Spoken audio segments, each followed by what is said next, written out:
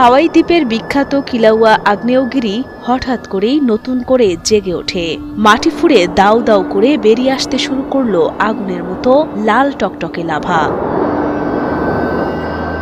US geological survey বা মার্কিন ভূতাত্ত্বিক জরিপ সংস্থার প্রকাশ করা ভিডিওতে দেখা যায় আগ্নেয়গিরিটির উত্তর দিকের মুখ বা ভেন্ট থেকে প্রচণ্ড শব্দে লাভা ছিটকে বের হচ্ছে। দৃশ্যটি এতটাই তীব্র ছিল যে সেখানে বসানো একটি রিমোট ক্যামেরা ফুটেজ রেকর্ড করতে করতেই লাভার আঘাতে অকেজো হয়ে যায়। বিজ্ঞানীরা জানিয়েছেন মাটির নিচ থেকে আগুনের স্রোত লাফিয়ে লাফিয়ে প্রায় ৫ থেকে ১০ তলা সমান দালানের উচ্চতায় পৌঁছে যাচ্ছিল।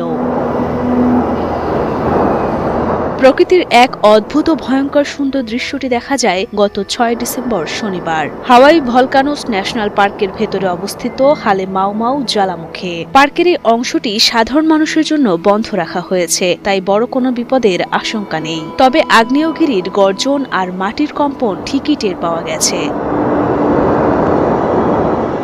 শনিবার রাতে উত্তর দিকের ভেন্ট বা মুখ থেকে যখন অনবরত লাভা বের হচ্ছিল, তখন দক্ষিণ দিকের মুখটিতেও আগুনের আভা দেখা গেছে। একই সাথে মাটি কেঁপে উঠছিল মৃদু ভূমিকম্পে।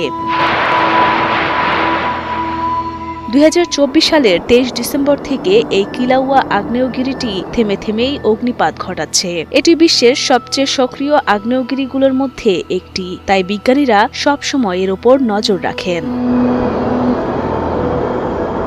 এর আগে নভেম্বর মাসের শুরুতেই বিজ্ঞানীরা আঁচ করতে পেরেছিলেন যে বড় কিছু ঘটতে যাচ্ছে। গত ৭ নভেম্বর সন্ধ্যার দিকেও জ্বালামুখ দিয়ে লাভা গড়িয়ে পড়ার দৃশ্য দেখা গিয়েছিল। তখন ভূতাত্ত্বিকরা সতর্ক করে বলেছিলেন যে কোনো সময় লাভার উদগীরণ আরও বেড়ে যেতে পারে এবং হাই ফাউন্টিং ফেজ বা উঁচুতে লাভা ছিটকে ওঠার পর্যায়ে শুরু হতে পারে। তাদের সেই ভবিষ্যৎবাণী যেন সত্য হলো ডিসেম্বরের এই অগ্ন্যুৎপাতে। পৃথিবীর পেটের ভেতরে থাকা গলিত পাথর বা ম্যাগমা যখন প্রচণ্ড চাপে বাইরে বেরিয়ে আসে, তখন তাকে আমরা লাভা বলি। আর কিলাউয়ার মতো আগ্নেয়গিরিগুলো এই লাভা উগরে দেয় অনেকটা প্রেসার কুকারের মতো চাপ ছেড়ে দেওয়ার জন্য।